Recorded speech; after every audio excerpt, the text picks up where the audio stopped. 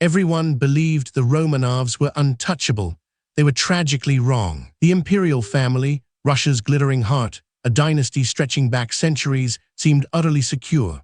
Yet within its opulent palaces, a dark, unsettling force was taking root, weaving its way into the very fabric of power, threatening to unravel an empire from within. This isn't merely a story of a charismatic mystic.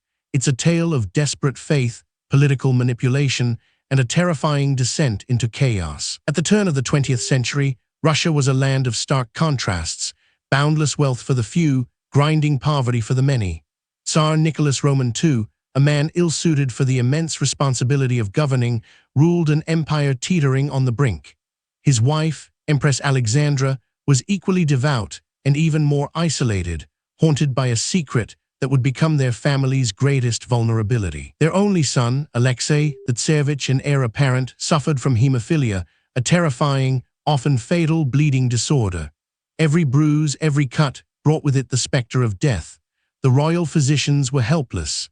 This medical mystery, shrouded in secrecy, plunged the Empress into a frantic search for a cure, a miracle, a divine intervention. It was into this fragile, desperate world that Grigory Rasputin emerged.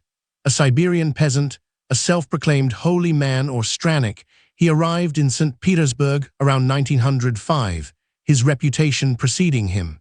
Whispers spoke of his piercing gaze, his raw, unkempt appearance, and his supposed ability to heal through prayer. He was introduced to the imperial couple in 1905, but his true influence began in 1907, during one of Alexei's most severe bleeding episodes.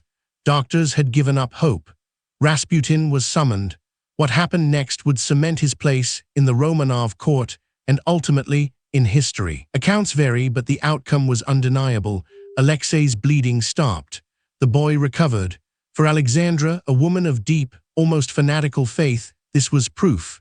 Rasputin was not merely a charlatan, he was God's messenger, sent to save her son and therefore her dynasty. His methods were unconventional, to say the least. He might simply sit by Alexei's bedside, speaking calming words, or forbid the doctors from giving certain medications, sometimes opium, which could worsen the bleeding.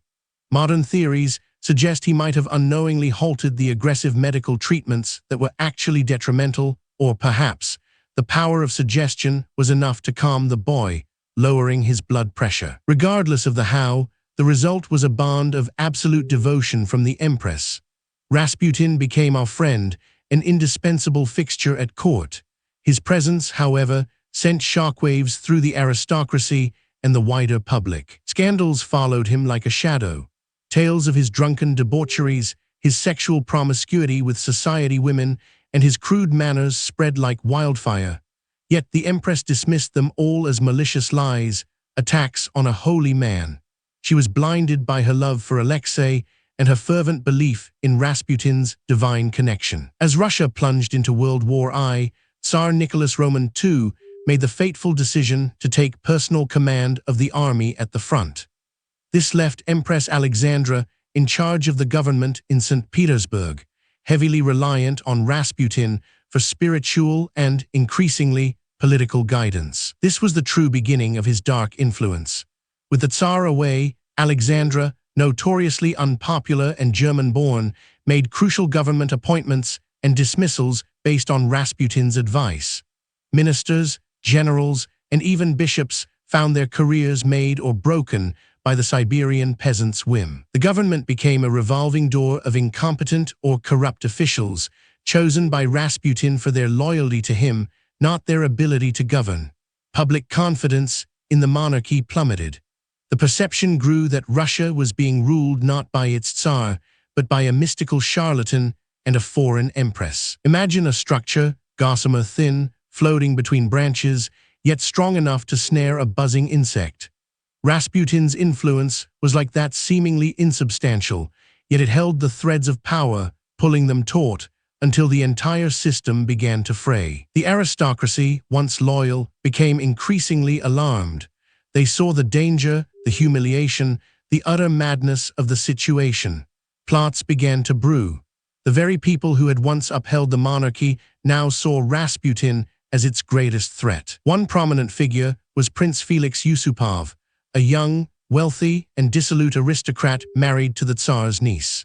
He, along with other conspirators, including a Grand Duke and a right-wing politician, decided that Rasputin had to be eliminated for the good of Russia and for the Romanovs themselves. The night of December 29, 1916, became legendary. Yusupov lured Rasputin to his palace, promising an introduction to his beautiful wife, Princess Irina, who was conveniently absent. The plan was elaborate, almost theatrical. He was offered cakes and wine laced with cyanide, enough to kill 5 men instantly. Rasputin ate and drank, seemingly unaffected. The conspirators, hidden in an upstairs room, watched in disbelief. How could he withstand such a dose? Frustrated and terrified, Yusupov finally shot Rasputin in the back. Believing him dead, they left. But hours later, as they returned to dispose of the body, Rasputin suddenly lunged at Yusupov, still alive, a terrifying, guttural scream escaping his lips. He was shot again, then beaten mercilessly, wrapped in a carpet, and dumped into the icy Neva River. The autopsy later revealed water in his lungs, suggesting he was still alive when he entered the frigid water, finally succumbing to hypothermia. The death of Rasputin, however, did not save the Romanovs. If anything, it accelerated their demise. The Empress was distraught, convinced that with our friend gone, their family was doomed. She wrote to Nicholas, warning him that the assassins had murdered Russia's soul. The public, initially relieved by Rasputin's death, soon realized that the problem was not just the mad monk, but the fundamental weakness of the monarchy itself. The assassination only highlighted the deep dysfunction within the ruling elite. Within months, the February Revolution erupted. Tsar Nicholas Roman II was forced to abdicate. A year later, the entire imperial family, including the young Tsarevich Alexei, would be brutally murdered by the Bolsheviks. Rasputin's dark influence, born of a mother's desperate love, had indeed presaged the end of an empire. The story of Rasputin and the Romanovs is a chilling reminder of how personal vulnerabilities, masked by grand titles, can be exploited, and how an empire, no matter how vast, can crumble under the weight of superstition, political ineptitude, and a single, unholy alliance. Next, we delve into the tragic fate of the Romanovs after the revolution, a story of betrayal and brutal finality.